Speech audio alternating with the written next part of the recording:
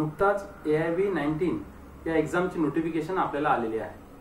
त्यामुळे हे AIBची एक्झाम आहे तरी काय, नेमकं AIB म्हणजेच ऑल इंडिया बार काउन्सिलची जी एक्झाम असते त्या एक्झामचं महत्त्व काय, स्वरूप काय आहे आणि ही एक्झाम कुणासाठी महत्त्वाची आहे याची सविस्तर माहिती आपण आजच्या व्हिडिओमध्ये पाहणार आहे।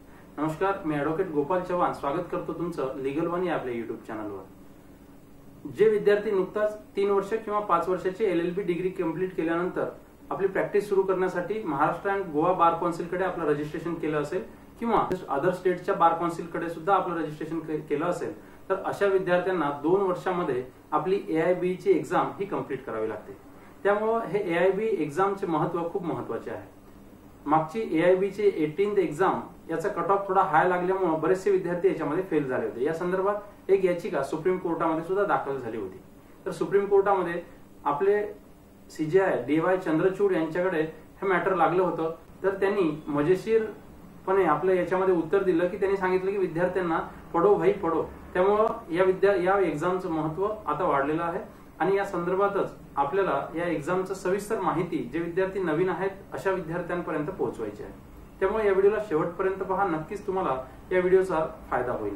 या व्हिडिओमध्ये आपण AIB एक्झाम आहे तरी काय, नेमकं किती लँग्वेज मध्ये हे एक्झाम देता येतं, याचं पेपर पॅटर्न काय, याचं सिलेबस काय आहे, किती सब्जेक्ट आहे आणि सब्जेक्ट नुसार किती प्रश्न आहेत, प्रश्नांचं पॅटर्न काय आहे याची सविस्तर माहिती आपण आजच्या व्हिडिओमध्ये पाहणार आहे। त्यामुळे जे कोणी तुमचे मित्र वगैरे असतील तर त्यांना सुद्धा तुम्ही हा व्हिडिओ शेअर करू शकता, म्हणजे त्यांना सुद्धा याचा फायदा होईल।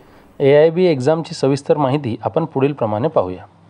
आता याच्यामध्ये बघा, सुरुवातीला पर्पज ऑफ द एक्झाम म्हणजेच AIB एक्झामचं पर्पज त्यांनी सांगितलं आहे। तर ह्या AIB एक्झामला आपल्याला कोर्टामध्ये प्रॅक्टिस करण्यासाठी या एक्झामला एक बेंचमार्क म्हणून AIB म्हणजेच ऑल इंडिया बार काउन्सिलनं याच्यामध्ये ठरवलेलं आहे आणि ही एक्झाम कोर्टमध्ये प्रॅक्टिस करणाऱ्या प्रत्येक लॉयरला ही एक्झाम त्यांनी मॅन्डेटरी ठेवली आहे। म्हणजे ही एक्झाम त्यांना क्वालिफाय करावाच लागतो, अदरवाईज त्यांचं जे सनद आहेत ती सनद त्याच्यात कॅन्सल होऊ शकते।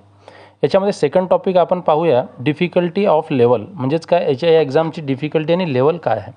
तर या एक्झामद्वारे वकील होण्यासाठी एक बेसिक स्किल आपल्याला तपासली जाते आणि दुसरी गोष्ट म्हणजेच या एक्झाममध्ये 3 वर्ष म्हणजे ज्या विद्यार्थ्यांनी 3 इयर किंवा 5 इयरची एक्झाम हे पास केली आहेत, ही डिग्री घेतली आहे, त्याच्यामध्ये जे सब्जेक्ट होते तेच सब्जेक्ट या एक्झाममध्ये त्यांनी दिलेले आहेत। त्याच्यामध्ये तिसरा टॉपिक याच्यात दिला आहे त्यांनी स्किल टेस्ट, म्हणजेच काय, हे या एक्झामद्वारे आपली कोणती स्किल आपली चेक केली जाते। तर याच्यामध्ये तुमच्यामधील जी ॲनालिटिकल ॲबिलिटी आहेत ती ॲनालिटिकल ॲबिलिटी आणि तुमच्यामधली जी अंडरस्टँडिंग म्हणजेच कायद्याच्या नॉलेजला तपासण्या किंवा कायद्याचा नॉलेज समजून घेण्यासाठी तुमच्यामध्ये जी अंडरस्टँडिंग लागते ती अंडरस्टँडिंगसुद्धा या एक्झामद्वारे आपल्याला तपासली जाते। त्यानंतर एक्झामचं मोड म्हणजे एक्झाम कशा पद्धतीनं होते, तर ही एक्झाम ऑफलाईन पद्धतीची होते, ज्यामध्ये आपल्याला पेननी क्वेश्चन्सचे आन्सर मार्क करावे लागतात। त्यानंतर एक्झाम टाईप ही सर्टिफिकेट एक्झाम आहेत, ज्याद्वारे हे एक्झाम कॅन्डिडेटनी पास केल्यानंतर त्याच्यामध्ये आपल्याला कोर्टामध्ये प्रॅक्टिस करण्याची एक सर्टिफाईड इश्यू केली जाते, ज्याला COP म्हणजे COP, त्याच्यानंतर COP असं म्हटलं जातं। आणि ही एक्झाम म्हणजे हे सर्टिफिकेट आपल्यासाठी त्यांनी कोर्टामध्ये प्रॅक्टिस करण्यासाठी यांनी अनिवार्य म्हणजेच मॅन्डेटरी ठेवलेली आहे। त्यानंतर एक्झाम ड्युरेशन म्हणजे एक्झाम जे आहेत हे किती टायमिंगसाठी असतं किंवा किती तासाचं हे एक्झाम असतं, तर हे एक्झाम 3 तासासाठी असतं। 3 तासात आपल्याला हे पेपर सोडवायचे असतात। त्यामध्ये 20 मिनिटं जे आहेत, जर एखादा कॅन्डिडेट 50% जास्त अपंगत्व ज्या कॅन्डिडेटला असेल तर त्याला 20 मिनिटं एक्स्ट्रा असे दिले जातात। असे टोटल 3 तास आणि 20 मिनिटं असे अपंग कॅन्डिडेटला मिळतात आणि जनरल कॅन्डिडेटला हे 3 तासाची ही एक्झाम असते। याच्यामध्ये एकूण सब्जेक्ट किती, तर एकूण टोटल 19 सब्जेक्ट असतात आणि हे 19 सब्जेक्टवर ही संपूर्ण एक्झाम असते। टोटल क्वेश्चन्स किती असतात, तर टोटल क्वेश्चन्स असतात त्याच्यामध्ये 100, जे की क्वेश्चन्स टाईप जे आहेत हे MCQ म्हणजेच आपली ऑब्जेक्टिव्ह प्रकारची ही एक्झाम असते। तुम्हाला ऑप्शनमधून उत्तर निवडायचे असतात आणि तुमच्या पेजवर त्या आन्सर शीटवर तुम्हाला मार्क करायचे असतात। असं हे एक्झाम 100 मार्काची 3 तासासाठी असतात। आणि मार्किंग स्कीम काय आहे, तर एक प्रश्न एका मार्कासाठी असते आणि याच्यामध्ये एक महत्त्वाची गोष्ट, जर तुमचा एखादा क्वेश्चन जर चुकीचा अटेम्प्ट जरी केला असेल तर त्याच्यासाठी निगेटिव्ह मार्किंग या एक्झाममध्ये नाही आहे। म्हणजे एक बेसिक एक्झाम आहे, ज्याद्वारे तुमची एक स्किल टेस्ट आणि तुमची ॲबिलिटी टेस्ट याच्यामध्ये चेक केली जाते। यानंतर पाहूया की ही एक्झाम किती लँग्वेजमध्ये आपल्याला देता येते. कारण व्हेरियस स्टेटनुसार ही एक्झाम घेतल्या जाते, त्याच्यामुळे त्या स्टेटची लँग्वेज जी आहेत म्हणजे त्या राज्याची लँग्वेज आहे त्या राज्याच्या विद्यार्थ्यांना ती सोपी जावी त्याच्यासाठी असे 23 लँग्वेजमध्ये ही एक्झाम आपल्याला देता येते. यामध्ये कोणकोणती लँग्वेज आहेत ते आपण पाहूया. याच्यामध्ये बघा, पहिली लँग्वेज आपल्याला हे इंग्लिशमध्ये देता येतं. त्याच्यानंतर आसाम राज्याच्या विद्यार्थ्यांना आसामी भाषेत, बंगाल राज्याच्या विद्यार्थ्यांना बेंगाली भाषेत, गुजरातीमध्ये, त्याच्यानंतर हिंदीमध्ये, कन्नडी भाषेमध्ये, काश्मीरी भाषेमध्ये, कोकणी भाषेमध्ये, मल्याळम भाषेमध्ये, त्यानंतर मणिपुरी भाषेमध्ये, महाराष्ट्रातील विद्यार्थ्यांना मराठी भाषेमध्ये, नेपाळी, ओरिया, पंजाबी, संस्कृत, सिंधी, तमिळ, तेलुगू, उर्दू, बोडो, संथाली, मैथिली आणि डोगरी अशा एकूण 23 भाषेमध्ये ही एक्झाम विद्यार्थ्यांना देता येते. आता आपण पाहूया हे AIB एक्झामसाठी सिलेबस काय काय आहेत. असे एकूण 19 प्रकारचे लॉ आपल्याला हे AIB एक्झामसाठी आपल्याला वाचावे लागतात.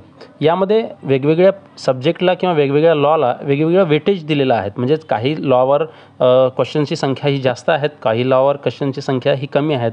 उदाहरणार्थ कॉन्स्टिट्यूशन लॉवर हे 10 क्वेश्चन्स आहेत, परंतु इंटेलेक्च्युअल प्रॉपर्टी लॉवर जे आहेत हे फक्त 2च प्रश्न आहेत. त्याच्यामुळे विद्यार्थ्यांनासुद्धा कोणत्या लॉला जास्त वेटेज आहेत, कोणत्या लॉला जास्त क्वेश्चन्स असल्यामुळे त्यांना ते लॉ आपल्याला अभ्यास करायचे आहेत हे आपल्याला समजून येतं. यामध्ये ओपन बुक पॅटर्न आहेत. आपण आपल्यासोबत जे आहेत एक्झाम देताना आपण बेअर ॲक्टसुद्धा आपण सोबत वापरू शकतो. त्यामुळं कोणते कोणते लॉ आहेत आणि कोणत्या कोणत्या लॉनुसार किती किती क्वेश्चन्स आहेत हे आपण पाहूया. जे आहेत कॉन्स्टिट्यूशन लॉमध्ये यांनी सांगितलं आहे 10 क्वेश्चन, म्हणजेच 100पैकी 10 क्वेश्चन्स कॉन्स्टिट्यूशन लॉवर असेल. त्यानंतर सेकंड लॉ आहेत जे इंडियन पिनल कोड आहेत त्याच्यावर आहेत 8 क्वेश्चन. त्यानंतर क्रिमिनल प्रोसिजर कोड याच्यावर सुद्धा 10 प्रश्न दिलेले आहेत. त्यानंतर कोड ऑफ सिव्हिल प्रोसिजर याच्यावर सुद्धा आपल्याला 10 प्रश्न दिलेले आहेत. हे क्रिमिनल लॉ जे आहेत जे सुरुवातीला IPC, CRPC आणि एव्हिडन्स ॲक्ट जे होते यांचे आता नवीन क्रिमिनल लॉमध्ये आता बदल झालेले आहेत. त्यामुळं जे भारतीय न्याय हक्क संहिता, भारतीय नागरी सुरक्षा संहिता आणि आपलं जे एव्हिडन्स ॲक्ट आहेत ते पुरावा कायदा जे अधिनियम आहेत ते असे 3 कायदे जे आहेत हे बदलले आहेत. या संदर्भातला व्हिडिओ आपण याच्या आधी आपल्या यूट्यूब चॅनलला टाकला आहे. त्याची लिंक मी तुम्हाला डिस्क्रिप्शनमध्ये देऊन देईल.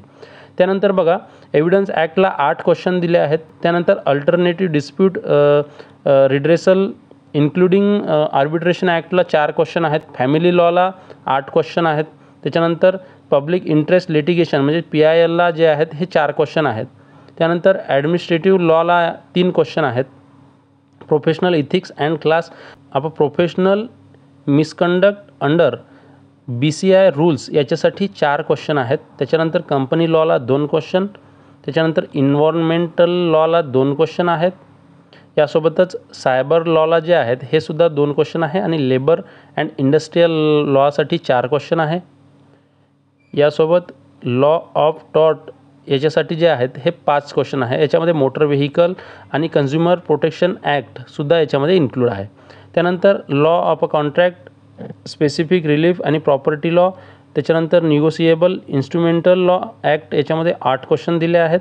त्याच्यानंतर लॉ रिलेटेड टॅक्सेशन याच्यावर 4 क्वेश्चन दिलेले आहेत. त्याच्यासाठी हे लक्षात ठेवायचं की कोणत्या लॉसाठी कोणते सब्जेक्ट, कोणत्या लॉसाठी कोणते किती प्रश्नांची संख्या दिलेली आहे. त्यानंतर लँड ॲक्विजिशन ॲक्टसाठी 2 क्वेश्चन आहेत. त्यासोबतच इंटेलेक्च्युअल प्रॉपर्टी लॉसाठी 2 क्वेश्चन आहेत. असे टोटल 19 लॉवर आपले 100 क्वेश्चन 100 मार्क्ससाठी ही परीक्षा आपली घेतली जाते. यासोबतच 100 प्रश्न 100 मार्क आणि 3 तासामध्ये आपल्याला हे पेपर सोडवायचा असतो. एकदम इझिली असते. सोबत आपल्याला बेअर ॲक्टसुद्धा आपल्याला वापरता येतो. त्यामुळे प्रत्येकाला ही अनिवार्य आहेत. तुम्हाला नक्कीच हा व्हिडिओ इन्फॉर्मेटिव्ह वाटला असेल. असेच व्हिडिओ पाहण्यासाठी तुम्ही आपल्या चॅनलला सबस्क्राईब करून ठेवा. नक्कीच दुसरा व्हिडिओ जे आहेत हे क्वेश्चन पेपरवर आपण घेऊन येणार आहे. त्यामुळं आपल्या या चॅनलला सबस्क्राईब करून ठेवा, म्हणजेच तुम्हाला त्याची व्हिडिओची नोटिफिकेशन तुमच्यापर्यंत येऊन जाईल.